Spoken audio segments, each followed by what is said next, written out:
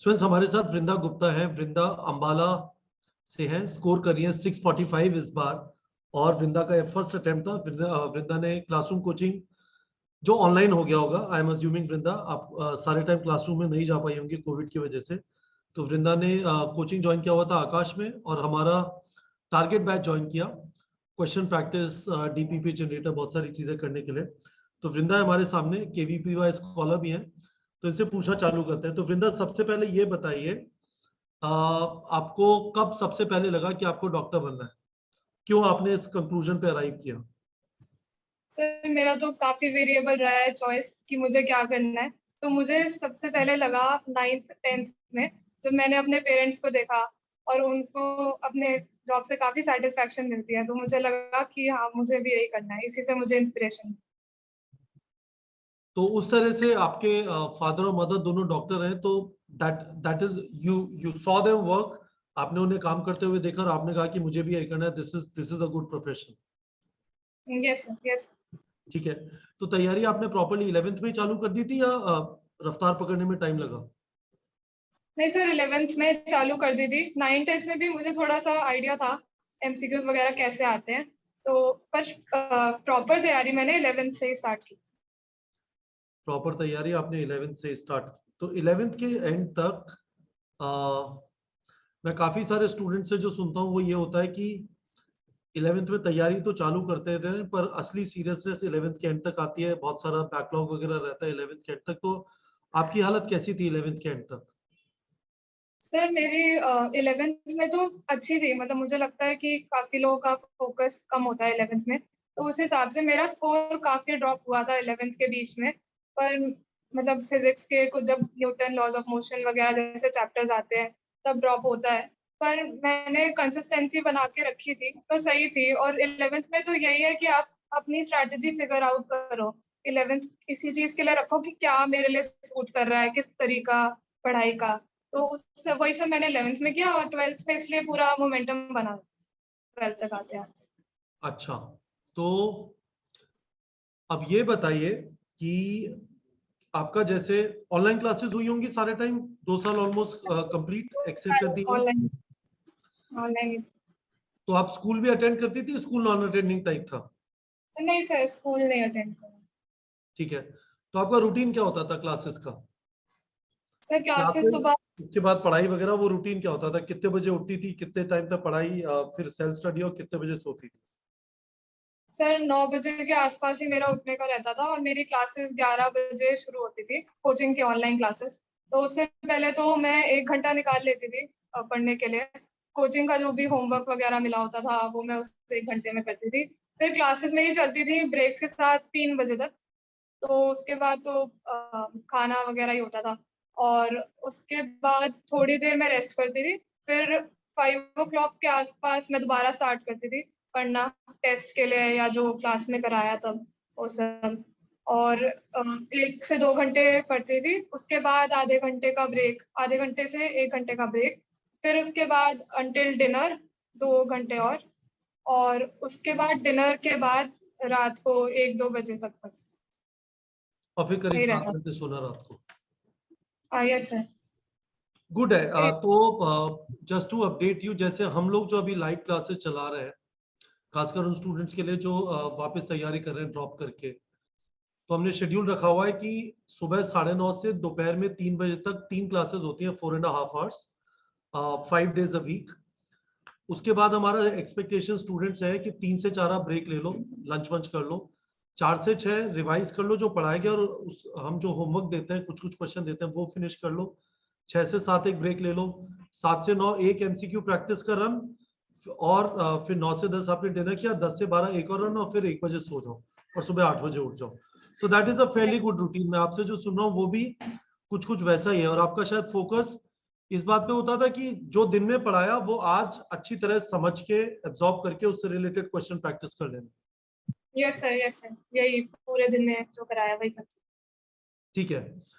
तो कभी डाउन भी होते थे, लगता था कि यार नहीं अच्छा चल रहा, या मजा नहीं आ रहा, ऐसा भी होता था कि घुस तो सर गए, लग रहा था वो तो बहुत अच्छा प्रोफेशन है, पर मजा नहीं आ रहा? यस सर, वो तो सबके साथ ही होता है। पूरी 2 साल की जर्नी है, बहुत लंबी है, उसमें डाउन्स तो आते ही हैं।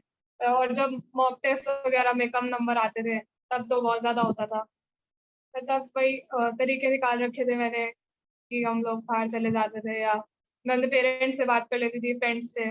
उसी से वजह से अगले दिन दोबारा शुरू करने का मोटिवेशन मिलता था। तो पेरेंट्स आपको बाहर लेके जाते थे तो क्या मतलब आइसक्रीम खिलाते थे, डिनर कराते थे, मूवी दिखाते थे, क्या होता था? नहीं सर, जैसे ही मतलब मेरे कम नंबर आए मॉक टेस्ट में या कुछ ऐसा हुआ इसी वजह से मैं डाउन फील कर रही हूँ, तो मैं अपने पेरेंट्स के पास जाती थी और हम लोग बाहर वॉक करने जाते थे। तो वॉक करना वैसे ही एक्सरसाइज भी है और बहुत अच्छी हैबिट है। तो हम लोग वो करते थे और हम लोग डिटेल में डिस्कस करते थे कि क्या गलत हुआ, क्या हम सही कर सकते थे उसमें, कितनी मेरी सिली मिस्टेक्स थी, क्या था, कितना इंक्रीमेंट हो सकता था। तो वो सबसे बहुत हेल्प होती थी। और मतलब 1 घंटा, आधा 1 घंटा ये स्पेंड करने के बाद मैं वापस आके बैठती थी टेबल पे कि दोबारा शुरू करते हैं, देखते हैं कहाँ गड़बड़ हुई है। तो तो आप उससे कह बहुत रही हेल्प। हैं नो आइसक्रीम नो डिनर, बस वॉक? नहीं सर, हाँ मतलब ऐसा डाउन फील कर रही हो तो बस वॉक वॉक ही था हमारा रूटीन। ठीक है। तो आपको यदि कोई आपसे पूछे कि कोई दो चीजें which were very important in your success, मतलब 645 is a fantastic score first attempt में, तो आप उन्हें क्या एडवाइस देंगी कि क्या दो चीजें बहुत ज्यादा जरूरी है किसी की भी तैयारी में? तो सबसे पहले तो जो जिसने मेरे को हेल्प किया वो थी कंसिस्टेंसी। जैसे ही आप डाउन फील कर रहे हो, अगर अगले दिन आप दोबारा डबल एफर्ट से कर सकते हो काम शुरू, तो वो बहुत हेल्पफुल रहेगा। से 2 साल में मेरी कंसिस्टेंसी मेंटेन थी, तो उसी की वजह से मेरा स्कोर आज मतलब इतना बन पाया। और वही 11th के फर्स्ट डे से लेकर नीट तक मैंने रोज थोड़ा थोड़ा थोड़ा एक्यूमुलेट करके वो एफर्ट किया है। तो वही मैं एडवाइस करूंगी कि अपनी कंसिस्टेंसी बना के रखो।